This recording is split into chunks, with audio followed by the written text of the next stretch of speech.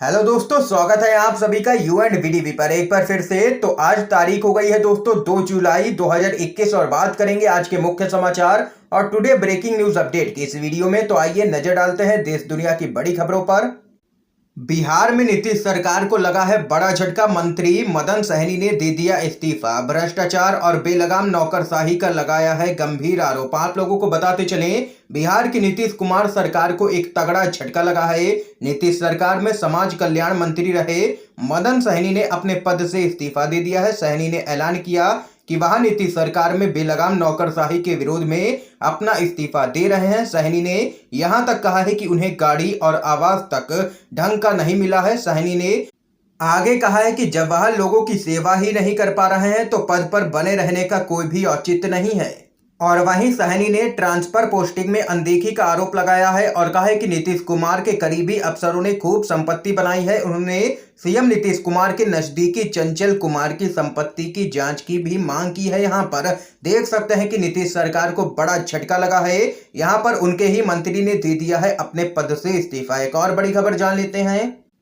अगस्त के अंत तक कांग्रेस को मिल सकता है नया अध्यक्ष, सभी पदों पर होगा चुनाव। आप लोगों को बताते चले, अगस्त के अंत तक कांग्रेस में नया अध्यक्ष बनाने के लिए पार्टी के शीर्ष स्तर पर मंथन शुरू हो गया है। उच्च पदस्थ सूत्रों के अनुसार राहुल समर्थक इस बात की पुरजोर कोशिश कर रहे हैं कि राहुल गांधी को पुनः अध्यक्ष पद की जिम्मेदारी लेने के लिए मना लिया जाए। और वहीं दूसरी तरफ पार्टी के तमाम बड़े नेता इस बात पर अड़े हैं कि चुनाव हो अथवा प्रियंका गांधी को पार्टी की कमान सौंपी जाए। प्राप्त खबरों के अनुसार प्रियंका गांधी के इनकार करने पर अध्यक्ष पद के लिए चुनाव होना तय है। जिन नामों की चर्चा है उनमें गुलाम नबी आजाद, दिग्विजय सिंह, कमलनाथ, सुशील कुमार शिंदे और अशोक गहलोत के नाम शामिल हैं। आप लोगों की क्या कुछ राय है? किसको यहां पर कांग्रेस का नया अध्यक्ष बनना चाहिए, राहुल गांधी या प्रियंका गांधी या कोई अन्य नेता को? आप लोग अपनी राय जरूर बता सकते हैं कमेंट बॉक्स में। एक और बड़ी खबर की तरफ चलते हैं। एनसीपी के सुप्रीमो शरद पवार बोले, कृषि कानूनों को पूरी तरह खारिज करना ठीक नहीं है, विवादित भाग में ही हो संशोधन। आप लोगों को बताते चलें, नए कृषि कानूनों के खिलाफ पिछले 7 महीनों से किसानों का प्रदर्शन लगातार जारी है।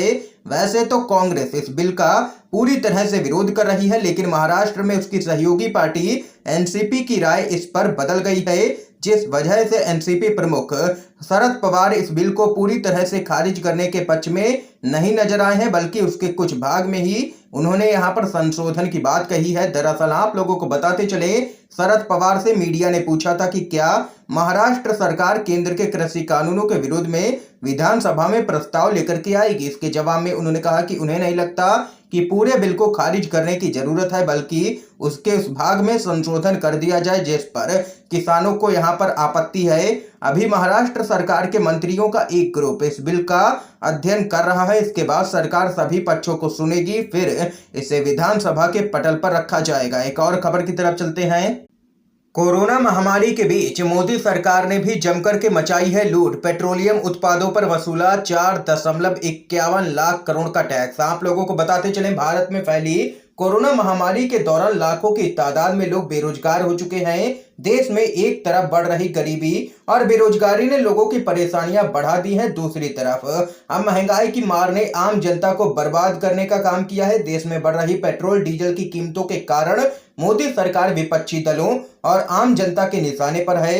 सरकार के द्वारा पेट्रोल डीजल पर भारी भरकम टैक्स लगातार वसूला जा रहा है। इस बीच आरटीआई के जरिए एक बड़ा खुलासा हुआ है। ये आरटीआई मध्य प्रदेश के नीमच के रहने वाले आरटीआई कार्यकर्ता चंद्रशेखर गौड़ के द्वारा डाली गई थी। खबर के मुताबिक आप लोगों को बताते चले, कोरोना महामारी के भीषण प्रकोप वाले वित्तीय वर्ष 2020-21 में पेट्रोलियम उत्पादों पर सरकार के द्वारा वसूले जाने वाला टैक्स रेवेन्यू लगभग 56% बढ़ चुका है। साल 2020-21 वित्तीय वर्ष में पेट्रोलियम उत्पादों पर केंद्र सरकार ने 4.51 लाख करोड़ का टैक्स रेवेन्यू कमाया है।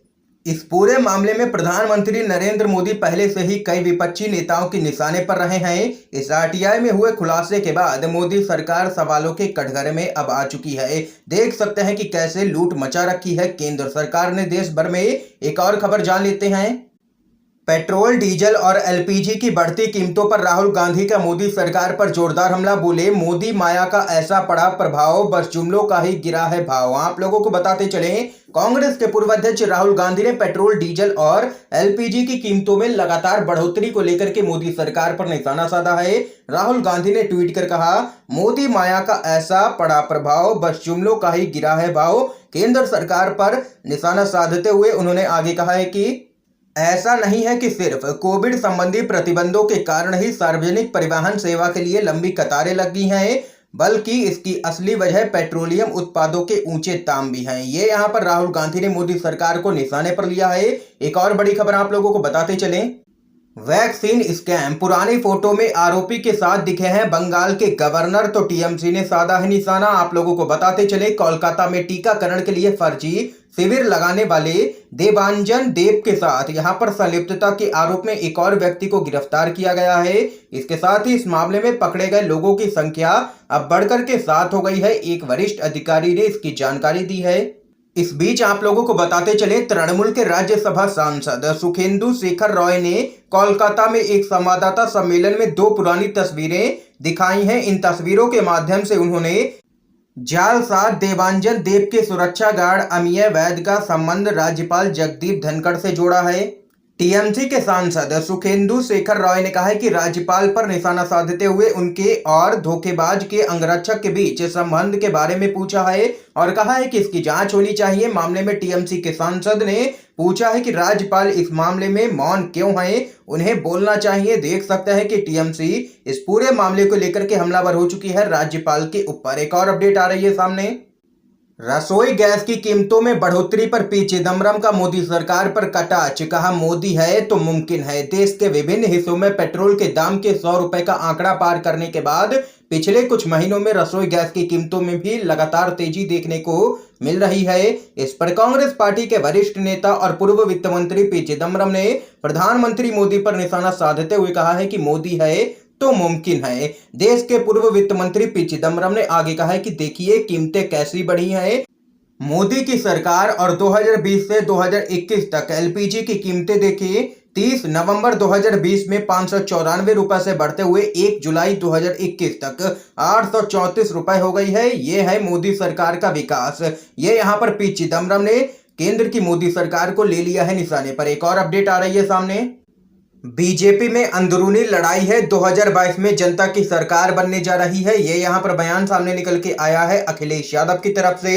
उत्तर प्रदेश में होने वाले विधानसभा चुनाव को लेकर के समाजवादी पार्टी के मुखिया एवं यूपी के पूर्व मुख्यमंत्री अखिलेश यादव ने एक बड़ा बयान दे दिया है। उन्होंने कहा है कि 2022 में जनता की सरकार बनने जा रही है। मुद्दों पर बहस करने से भारतीय जनता पार्टी डरती है। बीजेपी के अंदर खेमे में लगातार जंग चल रही है। दूसरों के घरों में देखने वालों के घर में झगड़ा हो गया है। ये जनता को फेस नहीं कर सकते हैं, इसलिए जानबूझ करके घर का झगड़ा दिखा रहे हैं। बीजेपी पर निशाना साधते हुए अखिलेश यादव ने कहा है कि ये लोग अंदर अंदर एक दूसरे के साथ हैं। जो समीक्षाएं हो रही हैं वह हवाबाजी है। ये यहाँ पर अखिलेश यादव ने लिया है बीजेपी सरकार को निशाने पर। एक और अपडेट जान लेते हैं, असम के विधायक अखिल गोगोई को एनआईए कोर्ट ने यूएपीए के तहत सभी आरोपों से किया है बरी, जेल से रिहा किए गए हैं। आप लोगों को बताते चलें, असम शिवसागर से विधायक अखिल गोगोई को जेल से रिहा कर दिया गया है। एक विशेष एनआईए अदालत ने उन्हें और उनके 3 साथियों को दिसंबर 2019 में